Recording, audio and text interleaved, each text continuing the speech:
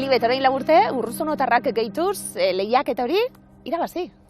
Bai, nik ez nuen espero... Oso gaztetan. Bai, niko gaztetan, osea, 18 edo 17 urterekin, bai. Baina azkenean Urruzunotarrak irabazten den guztiak gazteak dira. Ze bada eskolarteko lehiaketa bat, eta orduan normala da gazteak izatea. Baina hala ere horrek ez du kentzen meritua gazte horiei, ez? Eta bai... Ematen du bultzada, pentsatzeko egin aldut hau edo idatzi nahi dut? Jo, nitzako bai, ni askotan naiz oso derrotista. Eta gauzak esaizkidenean ongi irtetzen, esaten du, jo, honek ezit, hau zen niretzako eta listo. Eta liburuekin bezala, lehen hasieraz bazait gustatzen, nola ez dituan bukatzen, gauzekin ere antzerakoa egiten dut. Eta orduan ikusi nagoenean honetan irabazi nagoela, esan nagoen, jo, Libe, ba igual, badekozu potentziala edo zerbait behintzat, ez?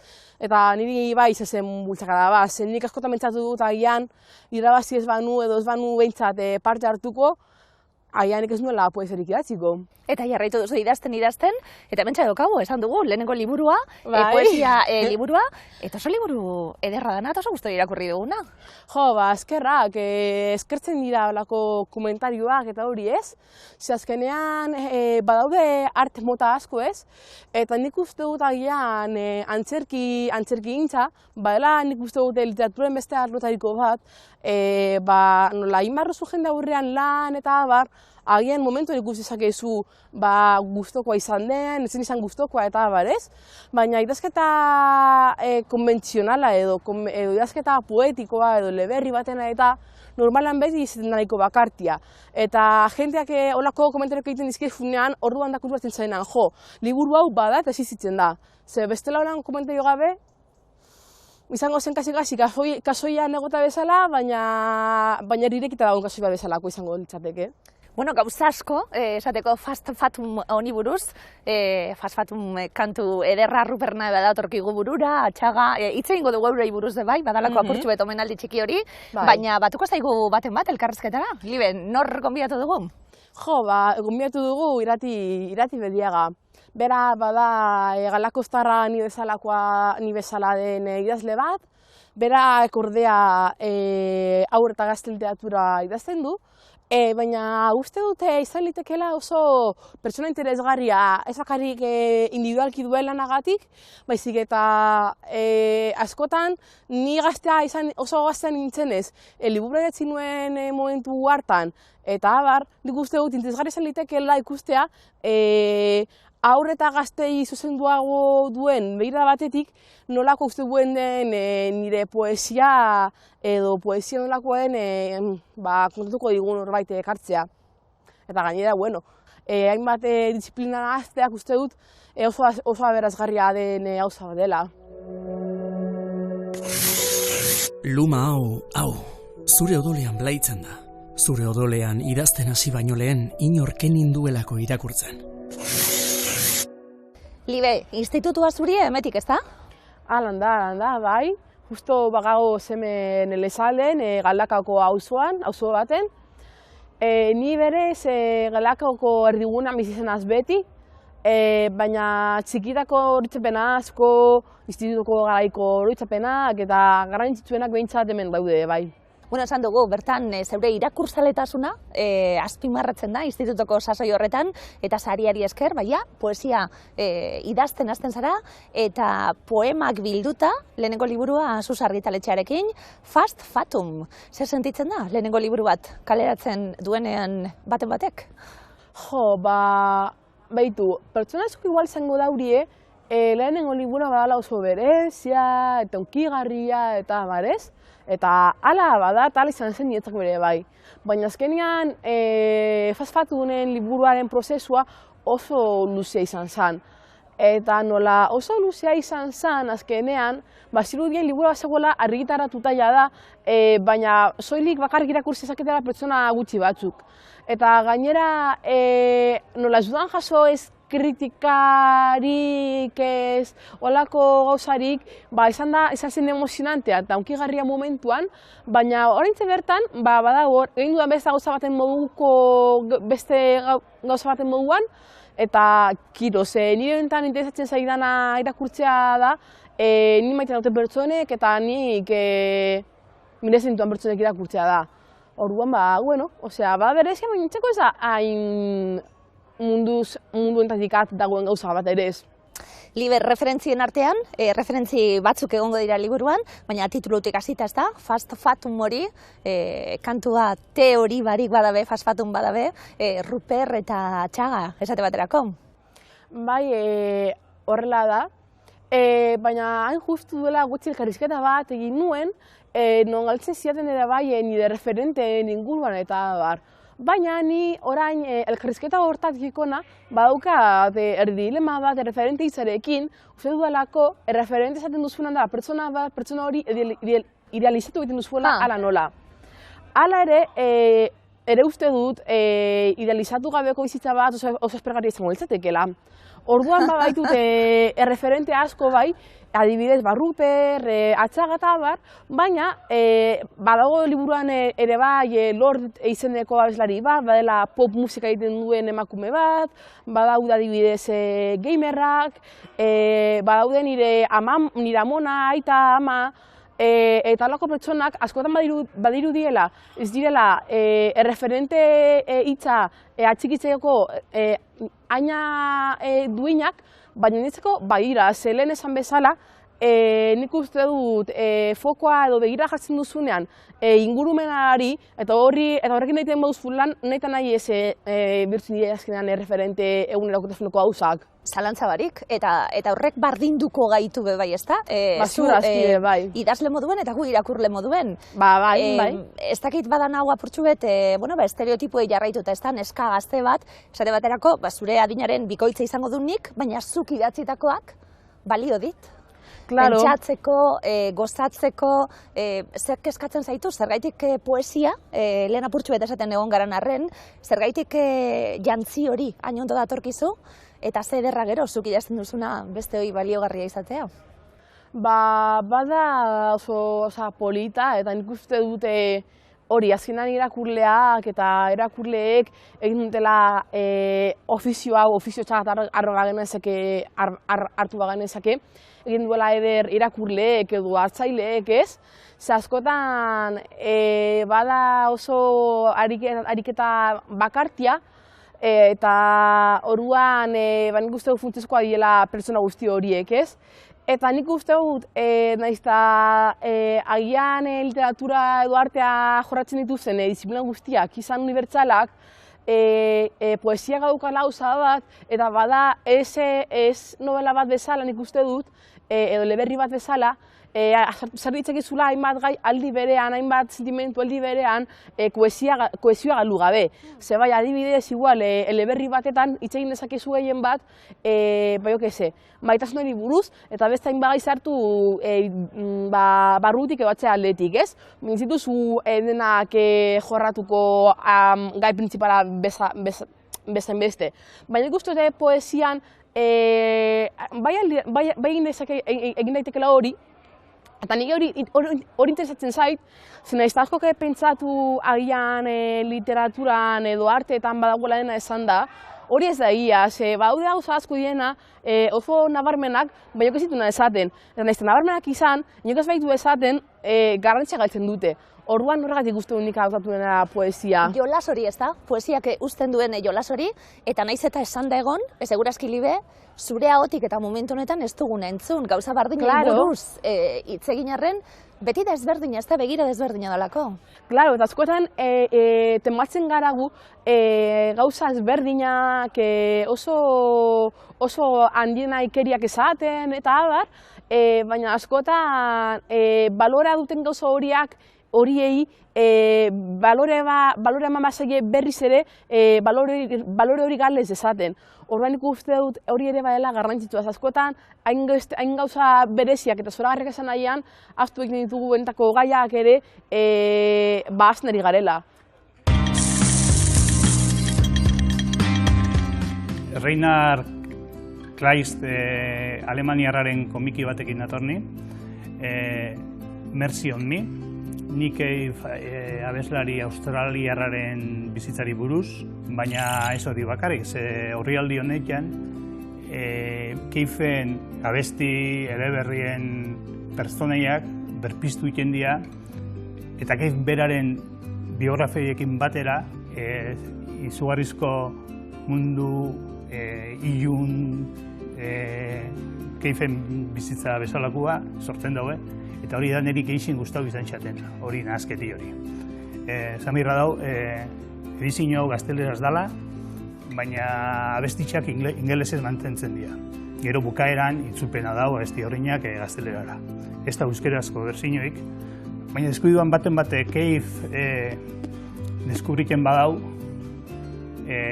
baina aldi berian falta botaten badau euskararekiko loturaren bat edo, jakin deixela, oindala gutxi Txuma Murugarrenek Caveen diska oso bat euskaratu egin jauela, Caveen doktura masana gautegia bihurtuz, eta benetan merezi dago. Merezi dagoen bezala liburu honek, Mercy on Me. Zergaitik idazten zu? Esan dugu, poesia hautatu zu, generoak uzten dizulako, espresio hori, espresebide izaten. Zergaitik idatzi noiz idazten zu, zein da abiapuntua poema batena, eta zer uzten dizu honek danak? Zer adierazteko bidea ematen dizu honek danak? Jo, nik uste dut asko dute poesia barneriketa bat lez, ez? Eta nik uste dut naiz da ongi dagoen hori ez da nire kasua hori. Ze askotan nik poesia idazten dut nagoenean kanpora nire begirada kanporantze zuzentzen dudanean. Askotan barrukoa denok daukagu ditu gauza berberak barruan, ez? Eta nahiz eta ez lehen esan dudan ongi dagoela betiko gauzak edo gauza ohikoetaz hitz egitea oso ongi dagoen, nik uste dut kanpora begirada jarrita edukitzeak horrek egiten duela forma ezberdinak edukitzea gauzek. Orduan ni adibidez idazten dut gehiago nagoenean nire buruarekin lasai eta kanpora begiratzeko kapazitatea dudanean. Eta orduan kontuatzen zara nola, nahiz eta poema bat ez den gertatzen, poema izan daitezke material guzti horiek hortze daudela, munduan daudela. Eta horregatik idazten dut nik askotan egunerokotasunean aurkitu ditzakegun eszenatoki inguruan edo holako gauzen inguruan, ez? Adibidez, lan egunak edo herriko tabernetako eskuzuetako pintaden inguruan, eta bar. Baina ezberdina da. Libe, badauka puntu bat, zure liburuak ezberdina dana. Zure ikuspuntua izango da, Claro. Emakume garaikide bazarala izango da, dinot, neska gazte bat zeure bizipenak izango dira, baina badauka, ezberdina da liburua, eta badaitu kezka horiek ikusleari esango diogu, zer kezkatzen zaitu, zer buruzko poemak dira orokorrian?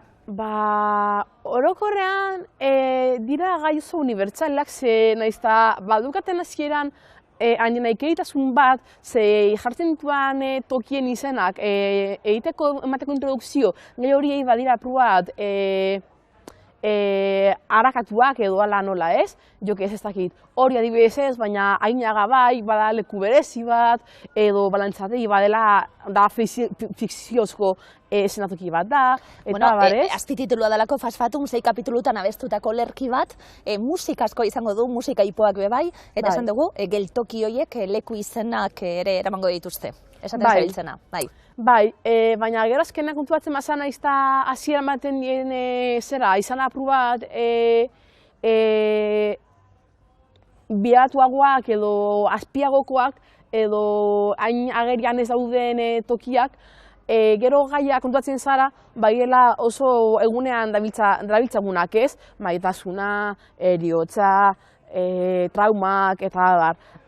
Orduan nik esango nuke niri kezkatzen hauten gauzak badirela bizitza bizi egiten duten elementu horiek direla. Bai, hori, esan dezake agian nire liburua hasi nintzen idazten herri txiki edo herri izaera ainarri ez daukan herri batetik abiatu nintzela, eta gero hiri batera joan nintzenean hasi nintzela idazten liburu eta abar, baina uste dut hori zera beharrezkoa esatea, alde batetik irakurleari kentzen diolako bere imaginaziorako tokia, eta beste batetik ez litzatelako egia izango ze orain daukan zentzua liburuak beste bat data oso ezberdina da. Eta azkenean nik ez dute inor baino gehiago izan nahi, ez dute izan nahi holan berezia den pertsona bat. Nik izan nahi dut sinpleki munduan dagoen beste pertsona bat, baina bere tokia daukana. Irakurlea kontuan dakozu, dinot, idazterakoen, azkani ez zure bulkada bat alako, baina irakurlea kontuan dakozu, eta esaten zabiltzena interpelazio hori irakurleari, ezta? Irakurleak egin dezala zeo zer zure liburuetan eta zure poemetan, egin behar duelako, ezta? Forma aldetik bebai, ze garrantzia ematen diozun, formei, puntuazioei, poemetan bebai, irakurlearen pentsamentuen zauz edo gero datorren gauza bata? Nik esango nuke gero datorren gauza bat dela, zezu liburuak literatu arte zaude irakurlearen pentsamentu, hori zinezkoa da. Baina irakurlea bazegoen pentsamentuan hasiera baterik. Eta nik uste guztorre baukara zer ikusia liburu eratxik nuen garaio horrekin, ez? Ze liburu eratxik nuenean oso bakarrik nengoen momentu bat zen. Eta ohikoa den lez, zoritzarrez, zerbait ez duzunean horretan arez eta gehiago pentsatzen duzu. Eta nire oso bakarrik nengoen, pentsatzen nuen bizian agonako liatekeen pertsona guzti horietan. Eta pentsatu nuen, gustatuko litzaidake nire inguruan dauden pertsonak egongo balirake izatea, pues ironia ulertzen dutenak, edo humora daukatenak, edo nahiz eta sufritu duten horietatik gauzak ateratzen dituzen pertsonak. Eta ez? Eta hori pentsatu nuen, nolako nahi nuen izatea irakurlea. Eta hori, esan duan bezala, nola oso bakarrik nengoen, pentsatzen nuen, bestengan nola ikusiko nintzen, inguratuta nengoenean, nola izango zen nire bizia inguratu dagoen nintzen dez. Eta nik uste dut horregatik pentsatu nuela asko irakurlaren gan. Ederrena da, bat ematek esaten dizu nien identifikatu dela? Ez dakit, bada ederra eta hori bada polita, baina bi gauzak ditu guztok. Esaten diatenean identifikatu naiz, esaten diatenean adibidez iratik bezala, ez dutela ongi ulertu eta abar, zegorrek, ez ulertu izan horrek, edo zientifikatu horrek, liburutik beste hainbat liburu fikziozko ateratzen dituzte, baina askotan bai eskartzen da esatea identifikatu nahi zuen liburuarekin, ze horrek entzen du garai horretako pisu hori, ez bakarra sentimentu hori, zinek askotan esaten du, eta uste liburuan badukadala ulerki bat esaten dudala, ni hasi nintzen idazten, inok ez ninduelako irakurtzen, edo zuk ez ninduzelako irakurtzen. Eta orduan, bazkai finean, bai eskartzen du gehiago igual, esaten dutenan, nirekin identifikatzen diatela, beste kasuan baino, horregatik, azkenan nire helburua zelako, ni sentitzea pizka bat lagunduta, apur bat akompainatuta.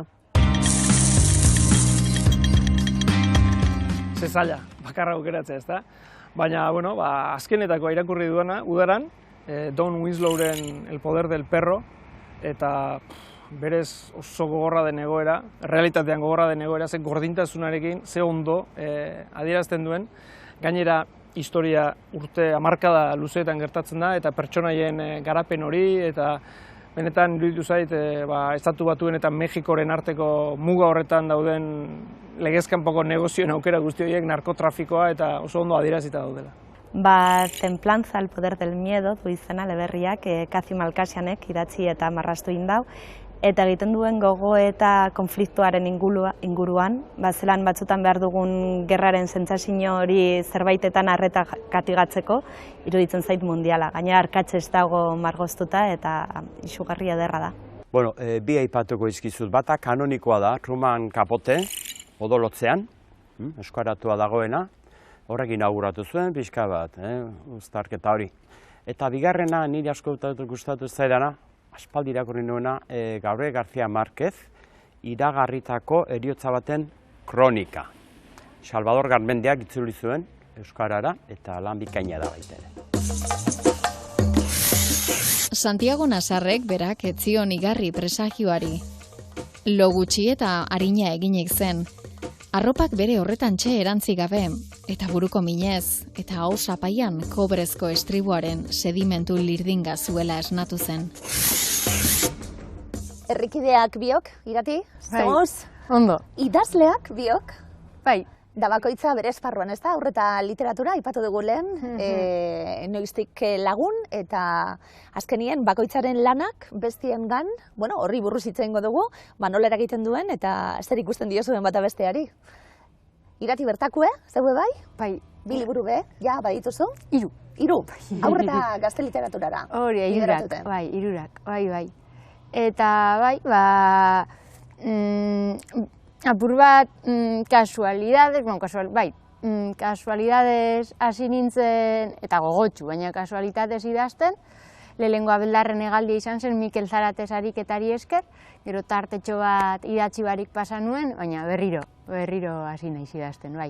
Eta, bueno, ikusi, Liberen poema liburu hau esan dugu, eta Iratik esan zizula, bai, gauze batzuk bai, beste batzuk ez, nola hartu duzu Liberen lehenengo liburu hau?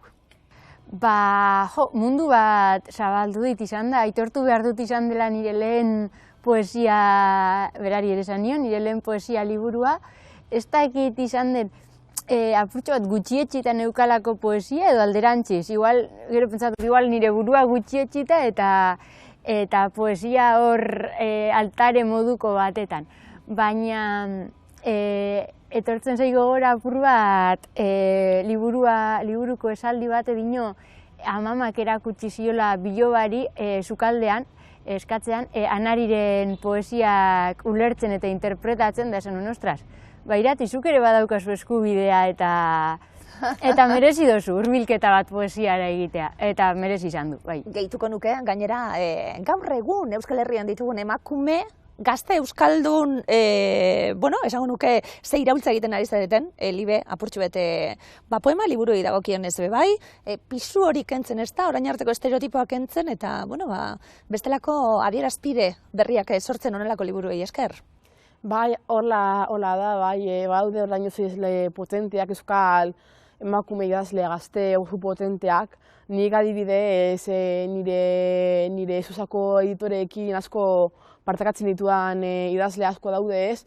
Adibidez Elena Olabe, edo Leire Vargas, Oian Arana, ez dakit, Josune Egoni bera bere gorputz baten aztarnak elurretan liburuarekin, eta uste dute bagabiltzala hor lan potente bat egiten, bakoitza bera aldetik, baina mankomunan edukita hori, iraultza kutsu edo eraberritzeko nahi horrekin, bai. Nik goizero egiten dut galdera hori, jartzen ezenean ispiluen aurrian, bizarrak entzeko, hemen aurrien dauen hau. Eta espentsa garbi daukadanik norden hori, batzutan gehiago, beste batzutan baino. Gorde ez dut uste zer berezeki gordetzen duenik. Bilduma da nik 30 urtean gutxi gora bera, beti uki duten gauzak idazteko afizioa. Historiaz, abertzaletasuna, ez da beste gauza batzuei buruz da bat. Eta momentu batean, bildu nituan eta hor argitaratu ziren, liburu horretan. Eta hor ez da ezer bereziki gordetzen, nire burutazioak, besterik ez. Giltza batez ere nik esango nuke liburuak gustatzea. Liburu zalea bazara, agian hor zerbait aurki dezakezu, zure gustokoa den zerbait. Liburu zalea ez bazara, ikerketa poesia bezalakoa da. Gaztea behar da izan, horri ekiteko, behar duzu indarra. Eta ikertzaile hona izateko, poeta hona izatea bezalakoa da. Urteetan iraun egin behar da. Eta gutxi dira indar horrekin irauten dutenak urte batzuk. Adin batetik aurrera zaila da indarra izatea, bai ikerketarako, bai poesiak idazteko. Gaztetan ia edozeinek egin dezake.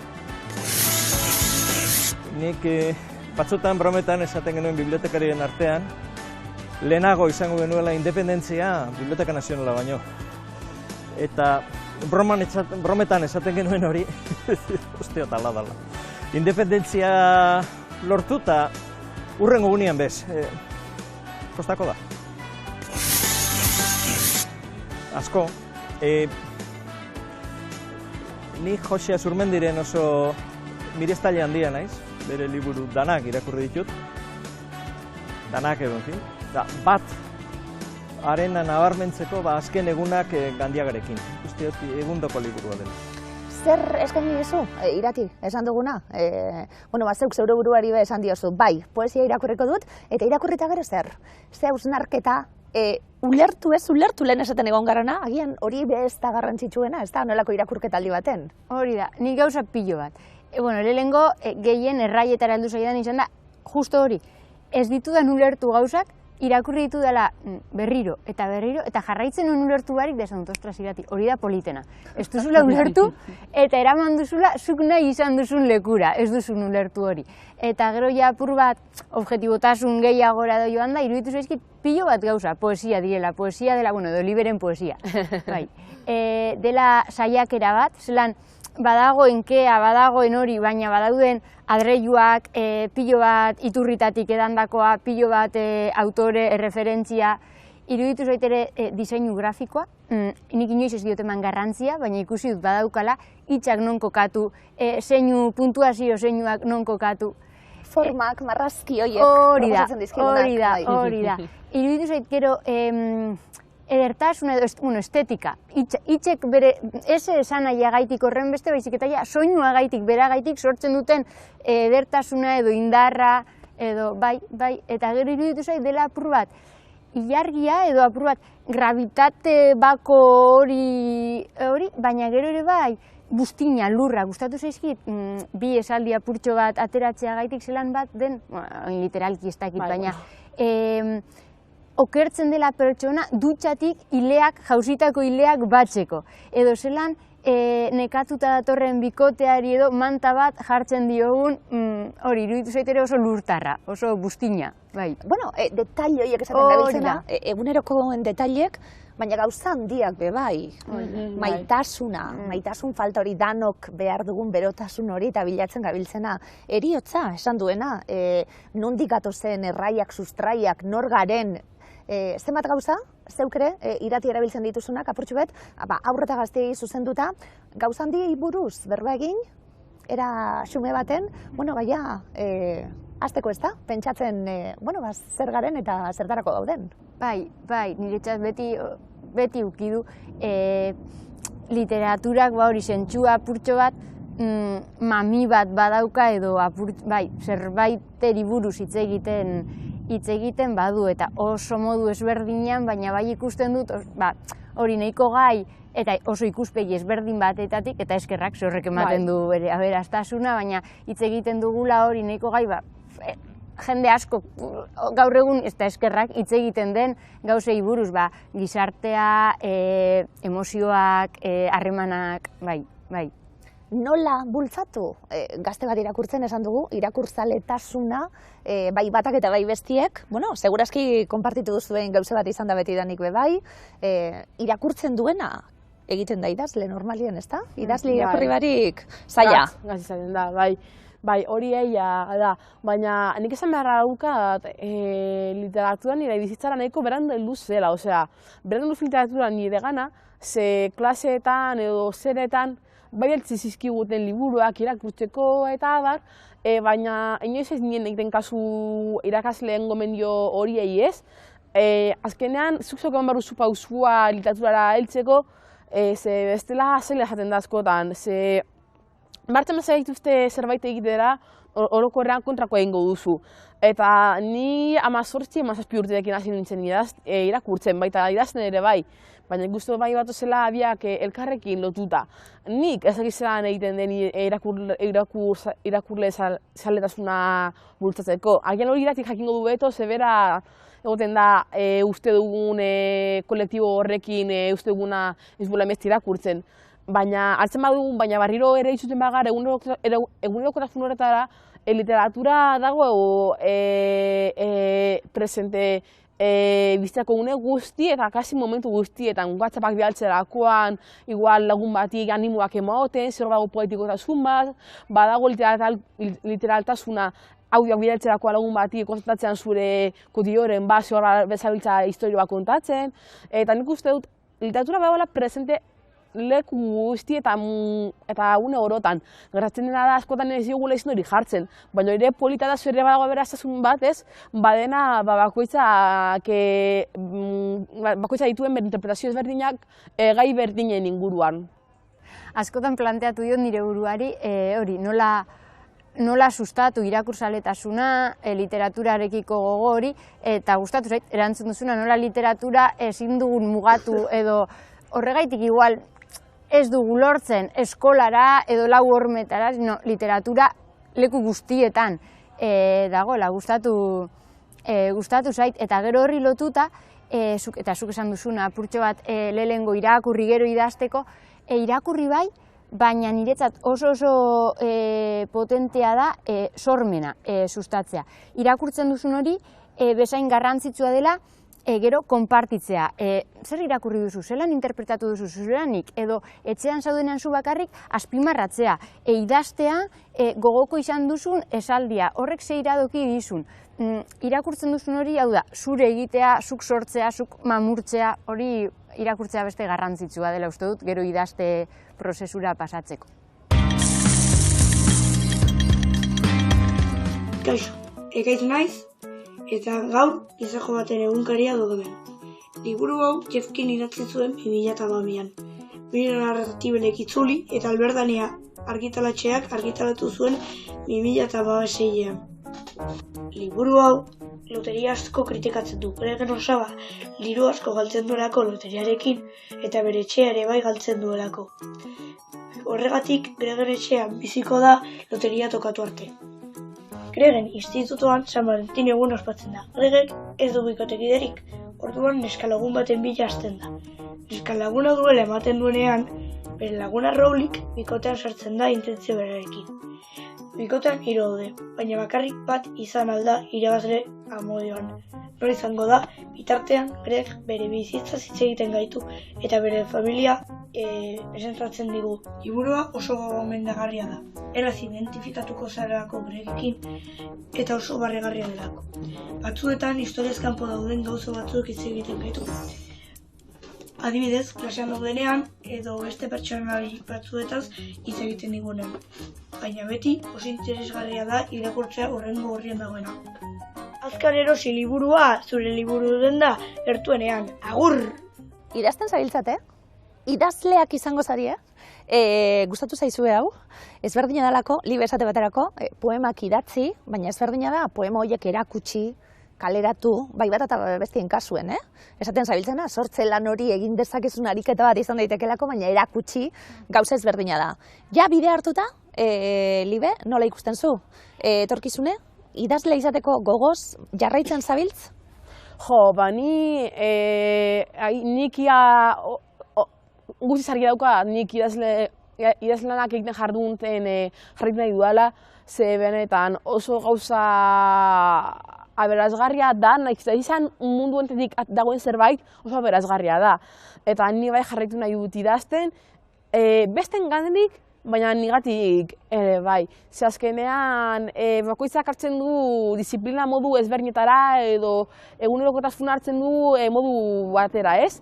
Baina nik adibidez idazterako orduan bai uste dut ematen didala disiplina bat, ez dakit orden bat eta abar, ez?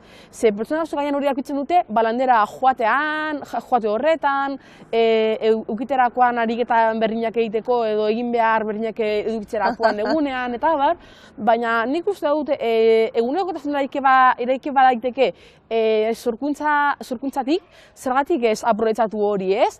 Orduan nik bai nahi dut idazlea izan gehien bat, bizimodu estiloa modu alternatibo batetara antolatzeko aukera ematen dialako. Ez dakiz zer den idazle izatea, gogoratzen naiz, oinez lanean nagoelako, baina lehen joaten nintzen, idazleak ikastetxetan edo programa batera eta hori, eskoletara eta esaten zidaten umen ohiko galdera zen, da noiz erabaki zenuen idazle izatea edo noiztik zara idazle.